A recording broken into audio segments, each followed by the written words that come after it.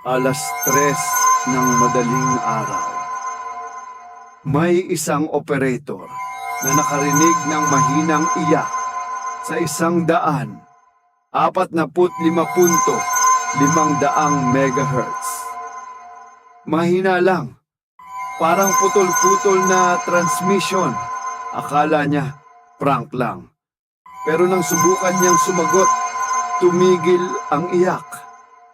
At may isang babae na nagsalita. "Naririnig mo ba ako?" Biglang lumakas ang static. Kasunod nito, isang coordinate ang paulit-ulit na binabanggit. Nang i-check nila ang lokasyon, may abandonadong sasakyan doon. Bukas ang radyo, pero walang tao. Hanggang ngayon, may umiiyak pa rin sa 145.500.